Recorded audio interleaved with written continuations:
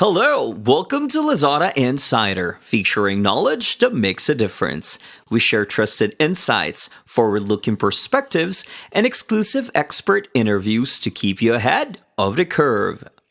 Hello, everyone. Welcome to Lazada Insider, and I'm your host, Katrina from Lazada. With the rapid pace of digital transformation, it has become increasingly important for companies to equip their employees with the necessary digital skills. Today, we are very excited to be joined by expert guest Munal Rathore and delve into this topic. Munal is partner from BCG and also the program director of Rise for Business, which is a program designed to enable SMEs to capture the digital opportunities through impactful learnings of high demand business and digital skills.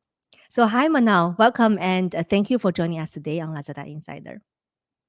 Thank you, Katrina, and very excited to be here as part of the Lazada Insider series.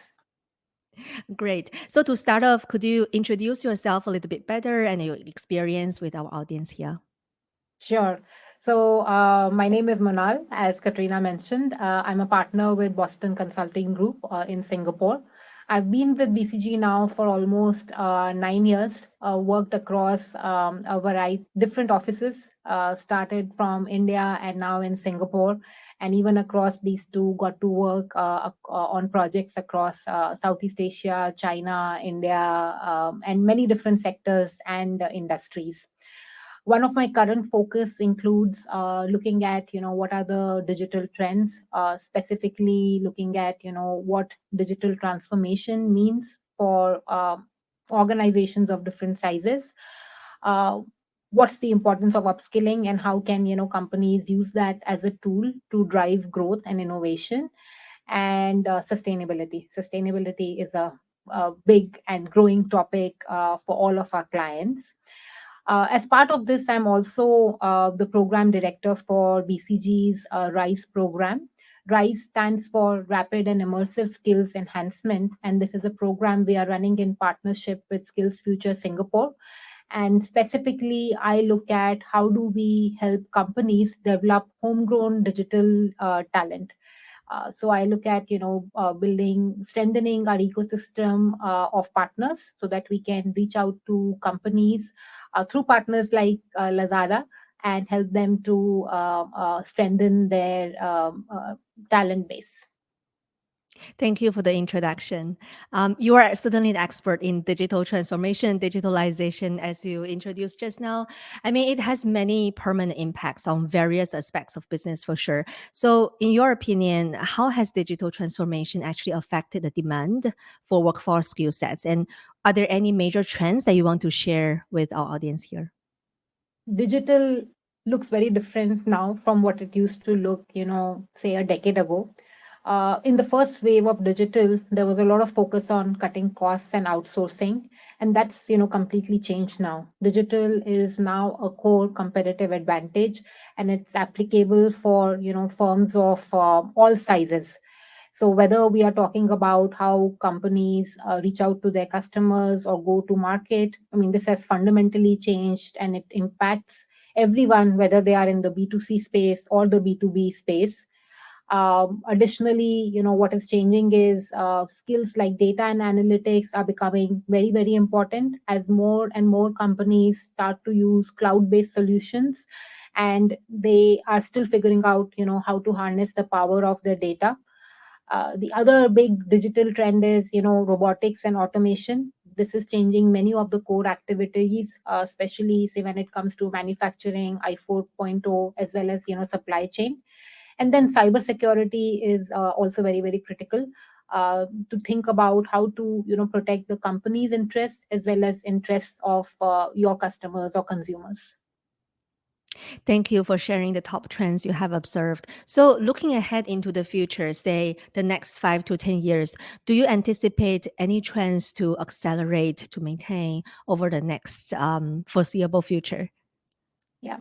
So I think digital will continue to be important, and specifically AI is only going to get bigger and bigger as companies use technology to streamline processes and improve customer experiences. I think AI, at the foundation of AI, what we are looking at is a lot of data, machine learning, seeing how what are the kind of processes that can be automated to improve communication, collaboration, productivity, performance. And COVID has really taught us that even sectors and businesses which had remained behind brick and mortar walls for the longest time had to innovate and be present digitally. And I think specifically within AI, what is going to happen is that many jobs are going to uh, become fundamentally different in nature, like especially say if we are talking about digital marketing, design of concepts. There are many AI APIs and interfaces which can make this a much more faster effort, really fundamentally changing the kind of skills that are needed there. The second mega trend is sustainability. So companies are prioritizing or starting to prioritize sustainability and implement environmental friendly practices. This is for their customers. This is to ensure that they are able to be attractive even for their own employees and improve their employer value proposition. And it's also very important for investors, so sustainability is going to be very, very important. The third thing I would say is focus on resilience. Whether we are looking at individuals looking at upskilling themselves, or companies reinventing their businesses, or for countries trying to, shore up their supply chains and make them much more diversified and uh, uh, much more shock proof, especially in the changing geopolitical context. And the last thing I would say is, collaboration models, especially work from home and hybrid working. Uh, COVID is over now, but no matter what, some version of it is definitely here to stay. And a lot of it also helps to, drive productivity. And right now we are at a place where we can make the choices that, what are the interactions that require physical presence and what can be done remotely. Thank you. Let's delve a bit into the first point you mentioned about, certain emerging technologies. I mean, AI is certainly one of those. Blockchain, cloud computing, all these. I mean, they seem to be on the tip of everyone's tongue right now. So how do you see these emerging technologies actually shaping the future of the job market? Sure. So, emerging technologies like AI, blockchain, and cloud computing, they're already impacting the job market, right? And these impacts are definitely likely to continue in the coming years. AI, for instance, is already being used to automate routine tasks, improve decision making, and even create new products, services, ideas, and concepts. This is likely to result in a shift in the type of jobs that are available, with more demand for positions that require skills in data analysis, machine learning, and programming. Now, when it comes to blockchain, it has the potential to transform industries by enabling secure, transparent, and efficient transactions. And this is likely to create new job opportunities in areas such as blockchain development, cybersecurity, and supply chain management. So anything where you would like to have traceability, have a high burden of evidence in terms of transactions that has happened, blockchain can be very, very critical. The third thing I would highlight is cloud computing. Cloud computing is already being used in businesses of all sizes. And there's going to be likely more demand for jobs in areas such as cloud architecture, security, as well as cloud migration. And beyond this, I think across businesses, the skills that will be important are around how do you reach out to your customers better. So everything that helps in better go to market, digital marketing, omni channel sales is important. Everything that helps you to be more efficient internally, so whether you're talking about supply chain operations, even corporate functions, right, HR, finance, it's going to be very, very important. The third thing I would say is something that helps you to create the growth engine. So how businesses can think of new ideas, how fast that can adapt, and people who can help companies with that will be important. And then of course at the bottom you do need the basic data and tech related technical skills that I was just talking about. Those are also very important. but all of them need to be applied in the context of their business. Excellent sharing. So, you talk quite a lot of examples when it comes to technical skills, and those are certainly very, very important. But beyond that, what soft skills do you believe are essential for individuals to be successful in the digital workforce? That's a very good question, Katrina. I find, based on all my interactions with companies as well as, individuals, on the kind of people they are looking for and where people are struggling, I feel mindset is, one of the biggest factors. So mindset plays out in many different ways, right? It's the context of where you are, what your expectations are, but even beyond that, how do you really motivate yourself to perform well on your current job, or prepare yourself for the future. I think in addition to that, soft skills such as communication, collaboration, critical thinking, and adaptability will be increasingly important as the job market becomes more dynamic and uncertain. And lifelong learning will become essential to remain competitive, uh, because of the pace that technology is evolving at. And job seekers will need to be, willing and be able to continuously learn new skills and keep reinventing themselves based on, the changing business and the technology context. Thank you. So, I mean, the key kind of topic that we want to discuss today is around, the gap between the skill sets required for the future and the Yeah. actual skill sets that people possess right now. So based on your experience, what do you see as the most pressing skill set gap, or from the other perspective, opportunities, right, that businesses, especially SMEs in Southeast Asia, need to address? Yeah, that's again, a very good question. I feel, whenever we talk about SMEs, it's important to really think about their context and the macro environment that they are trying to survive in. While we, think about what are the biggest, say, gaps or opportunities for them. And I feel, one, I think now SMEs are ready and willing, and they want to be grow digital. They are ambitious and they want to get there. The challenge that they often face is that, digital can sometimes be a very broad term and very ambiguous. And I think the biggest problems that SMEs sometimes face is figuring out what should really be their, digital strategy. How should they think about, digital, and how should they really think about the priorities that come at the intersection of, their business outcomes and technology. Because eventually digital is a means to the end outcome, which is higher revenues, greater profits, higher growth. It's not a goal in itself.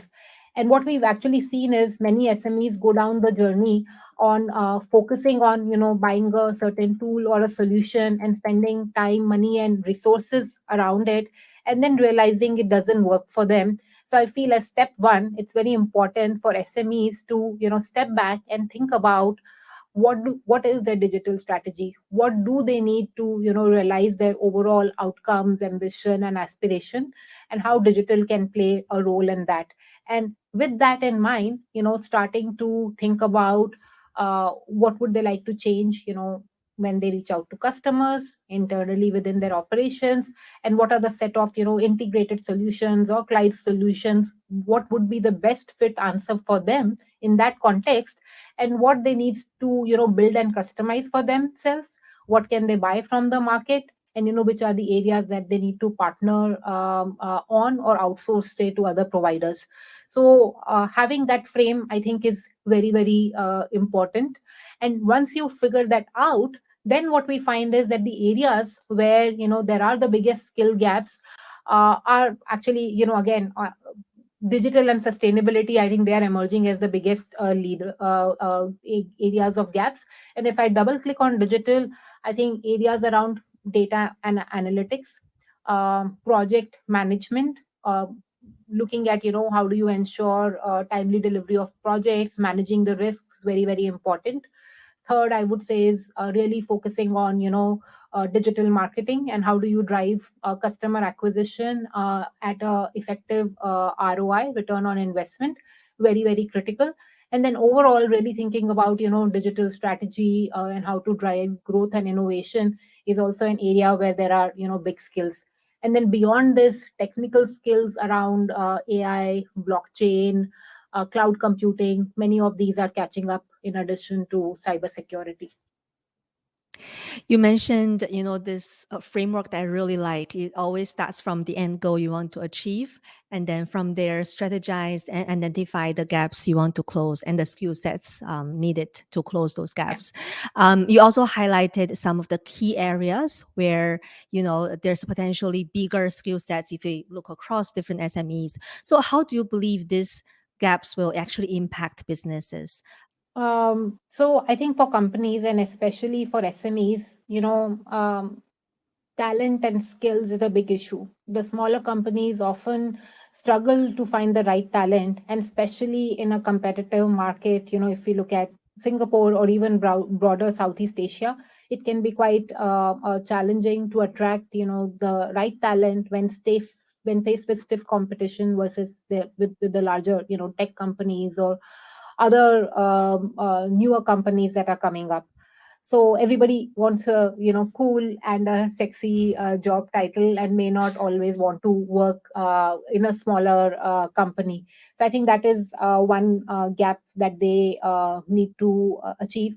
I think second, the ability to give clarity and comfort to your employees that this is what we are trying to do, this is what is the future, and why it is beneficial to work on those skills is also very, very important. And we find that talent is actually one of the biggest barriers for companies to help achieve their ambition and desired outcomes. Even if we look at different archetypes of SMEs, even if we look at companies which are say second or third generation companies, where the new generation is trying to figure out what they would like to do, we find again they often struggle, one, in aligning the mindset with the previous generation, but second also, how do they drive the growth if they don't have the right talent. Second, if we look at companies that are say interested in going regional or growing faster, they struggle with how do they think about talent in the local market versus the markets that they would like to be in, what should be the right operating model, how do they go, when is the right time to invest in talent or not. So very important for all of them. And I think even for employees as well, lifelong learning is a way to ensure career longevity and ensure continuous growth in their careers. What we've seen is that the half life of skills is becoming lesser and lesser over time. So that era of going to college, doing your undergrad, and working in the same job for 20 years is gone. uh, Individuals need to continuously reinvent themselves. Even companies need to continuously reinvent themselves. If we look at the top 20 companies of now versus 30 years ago, the list is entirely different. So I think change is the only constant, and need to continuously reinvent whether you are a company or an individual. Thank you, Munal. Thank you for sharing your valuable insights on the skill sets required for the future of work, and also highlighting the importance of addressing the potential gaps to close, to be fully ready for that future. We will continue our discussion in our next episode about the ways and strategies to narrow these gaps in more details. So please stay tuned for that. And once again, thank you so much, Munal, for the sharing.